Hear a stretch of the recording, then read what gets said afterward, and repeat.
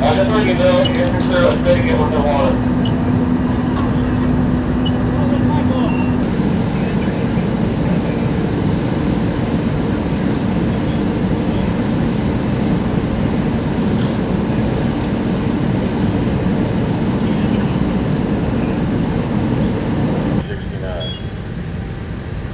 OEC calling engine 3.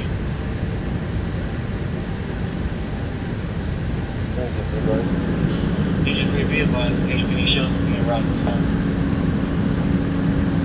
Check the phone back, keep us level 16, there's one. Still in there?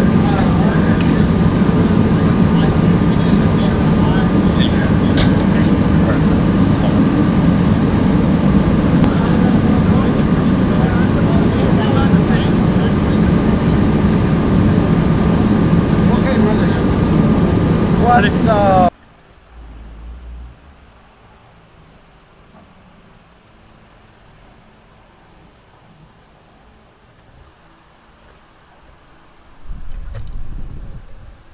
Well, this is not actually a real Torah school. I want to make this one about it. Oh, okay.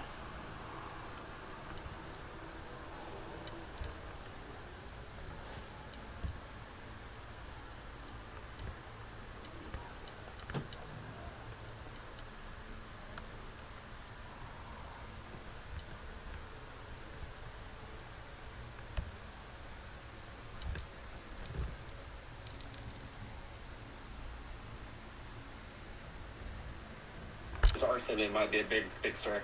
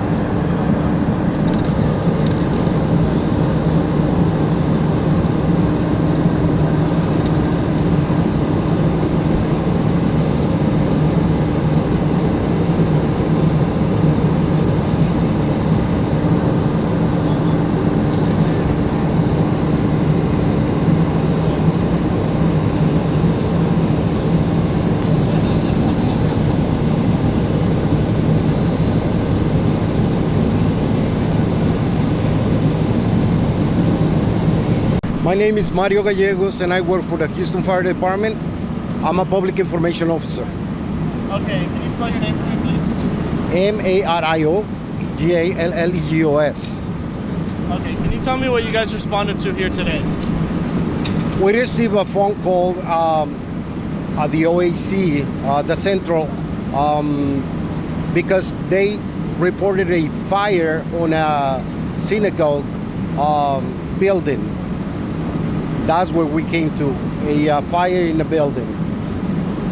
And what was the extent of the fire when you guys arrived on scene? When the units arrived on scene, they find out that the fire was on the delta sides, in the outside of the building. So they were trying to contain the fire right there. But because the flames were going up, they started investigating inside the roof, and they had to cut some holes on it to find out that somehow the fire find his way inside the synagogue. How long did it take you guys to knock down this fire? To knock out the fire was only 15 minutes. To find out if there were any more extensions of the fire, it took another 5 minutes, because we want to make sure that we didn't have any rekindles. And were there any injuries to any civilians or firefighters here today? Thanks God, no. At the moment of the fire, they were having a service inside the synagogue, but everyone went out, and everyone was accounted for. They were looking for some values that they have from 1 to 30 years old, and didn't suffer any damage. No firemen suffer any injuries. And were there any difficulties fighting this fire? Well, the type of roof that they have here had different layers. Some of those layers are made of plastic against water. So it's kind of difficult if you never encounter a roof like this and it's your first time. You're gonna try to use different type of tools, and they're just gonna be getting full of gum. So it's better to cut it with knife first and then use the tools. And do you know how many people were inside the synagogue while the fire started? They were telling us that 30 people or more. And is the cause of the fire known at this time?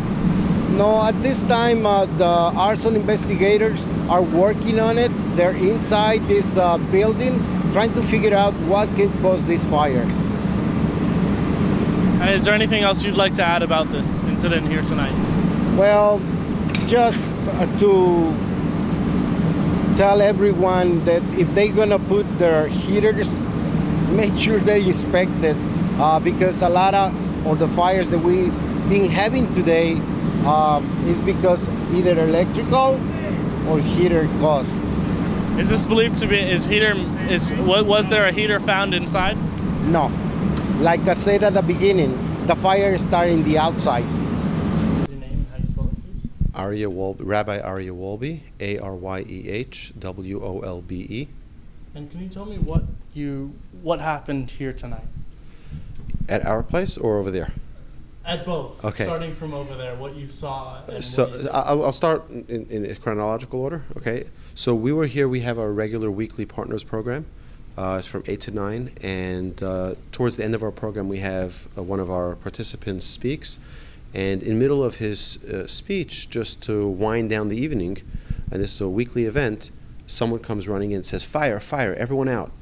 And in the middle of everything, we stopped, we said, "Everybody out of the building." We sent people from both sections of our facility. Everyone go immediately, everyone left the building. And I start looking around, where's something happening? And they say, "Oh, it's by the synagogue." So I ran immediately to the synagogue, and I see that there's smoke billowing out of the top of the synagogue. And I said, "Is there anybody inside?" They said, "Well, we're not sure." I said, "Let's go. We got to get everybody out, all the cars, everything away." So, it was a little bit of chaos because no one really knew if it's serious, if it's not, this little smile. I said, it's always serious. And the police were there right away. The constables were there right away. Fire arrived immediately. And they were so sensitive and so caring to this being a religious center, a very vibrant synagogue, and has many Torah scrolls, which is the Bible, which is the most sacred object we have as Jews. And it was just a great concern that people be safe, that the Torah scrolls be safe. And everyone from the police chief to the fire chief and everyone else who was there, just so sensitive and caring about the needs of the community. Everyone from the community came here to see, is there anything that needs to be taken out? The great joy that was seen when the scrolls were being removed while the fire was going on was unbelievable. We're very happy that they're currently in a safe place. None of the scrolls were damaged. Some of the outsides were a little bit wet from the firefighters putting out the fires, but it's just an amazing. This synagogue is the most vibrant synagogue I've ever seen. I mean, at all hours of the day, there are people there, people learning, people praying, people involved. It's a congregation that started about 10 years ago and has grown to be one of the most vibrant synagogues on earth. And can you speak a little bit more about how the firefighters rescued the scrolls and were able to bring them out? So, because there's a lot of smoke inhalation is just as dangerous as fire, and they needed to make sure that it was okay to get in. It was safe enough to get in to get those scrolls out. And they weren't sure whether or not they would be able to securely remove the scrolls, but with understanding the sensitivity and the importance, they were able to make an effort, and they made an amazing effort to get all, I believe, 11 scrolls out of the synagogue safely and without any harm. And can you speak about the importance of that and the enjoyment on people's faces, or maybe I'm not at the right word, but how they felt once they saw the firefighters carrying those scrolls out? The joy and the exuberance, almost emotion on everyone's face. Many were brought to tears to just see these Torah scrolls being saved from this fire. It was unbelievable. And then the singing when the scrolls were being moved to another facility away from the synagogue, a secure location, was just the singing and the dancing of people. That's like, our Torah scrolls are safe, our Torah scrolls are alive, and Am Yisrael Chai, the Jewish people, are alive. So to us, it's really an amazing show of community and a show of how our law enforcement, police and fire were just incredible in their response and very, very sensitive to the religious needs of the community. And it's really a blessing to witness all of this. But the emotion that was seen on everyone's face was just amazing. And is there anything else you'd like to add about what happened tonight? My thanks to the Almighty for, thank God nobody was hurt. None of the firefighters were hurt. None of the congregants were hurt. The scrolls are safe. Buildings can be rebuilt, but lives are more important than buildings, and we have to be safe. We have to be, safety is first, but we have to ensure that we protect the human life, and that hopefully the vibrancy of the synagogue won't be limited, but rather will continue to grow in an unbelievable way, a supernatural way that it always has been growing. A.M. My last name is Yaghobin. What was it like the moment you came outside and you saw this? No, it's a surreal moment. At the beginning, you don't believe that something like that can happen to you, especially when you're in a place where you worship, place of God. We believe everything that happens is from God. There must be a reason, there must be a lesson. Internalize, think about what it is that we need to rectify. But at the same time, with all the good that the place does, you don't necessarily assume that something like that can happen. And we have to kind of think of what it is that we need to do to kind of repent and fix it. But at the same time, practically speaking, we have to assess the damage. The fire was bigger than we thought. The things that now have to be fixed up. I don't know how long we're going to be closed.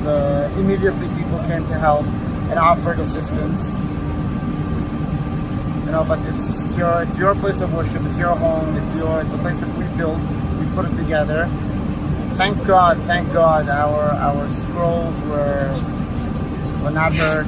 Thank God, we were very, very thankful to God for that. Can we talk about that moment? The firefighters carried those out of the building. The firefighters, we begged them, we asked them, they were very understanding. The firefighters were wonderful, the police was wonderful.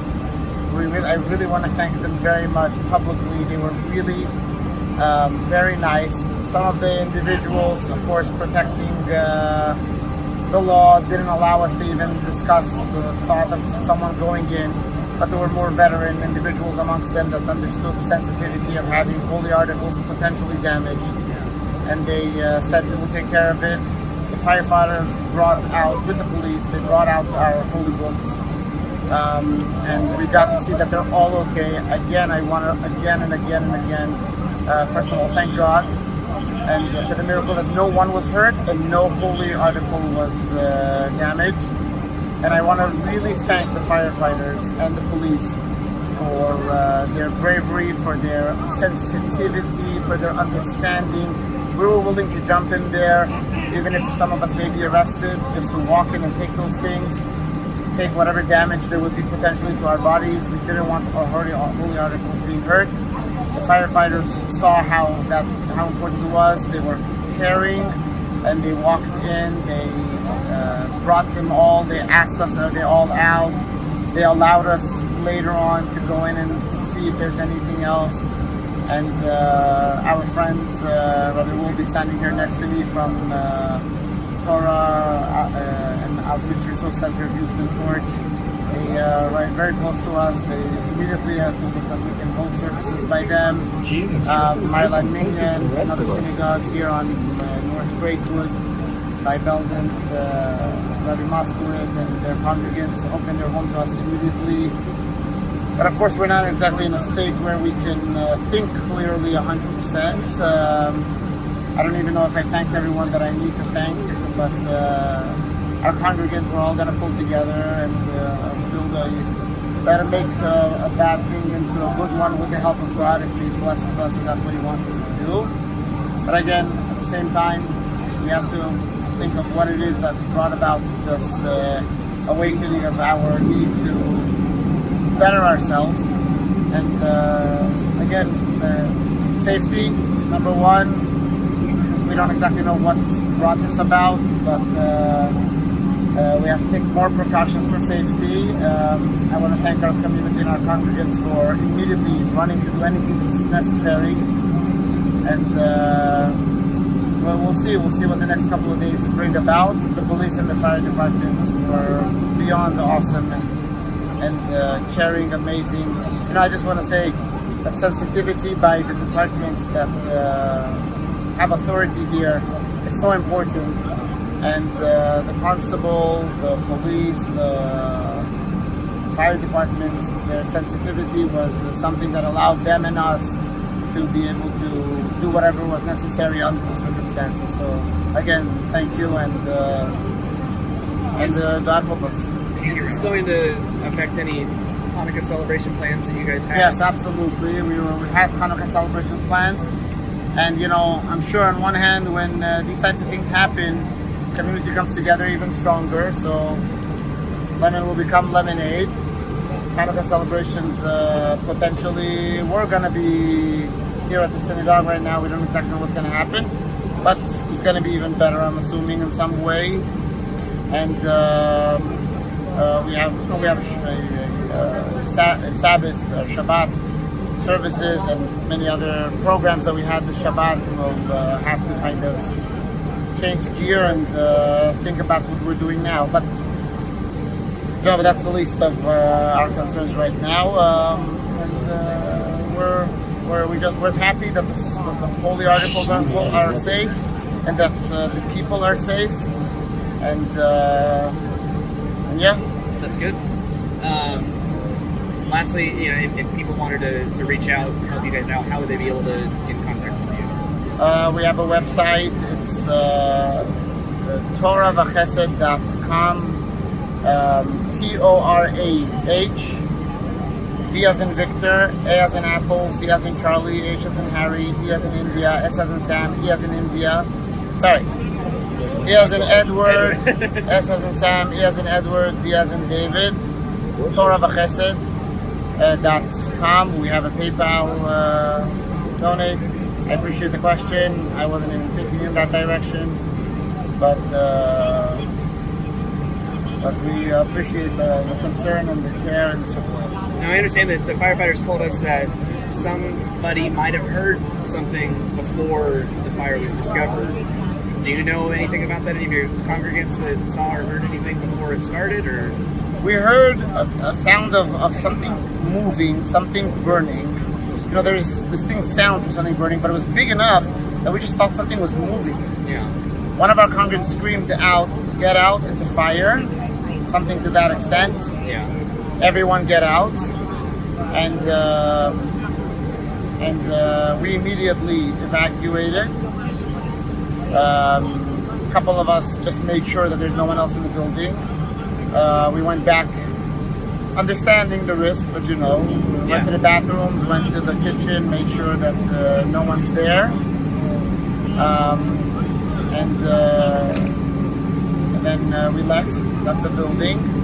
We tried to put out the fire ourselves, which we're not suggesting necessarily for anyone to do that, but at the same time, when you have a building of holy things,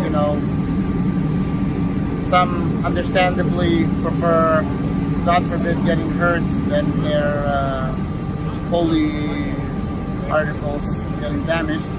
But we're human life.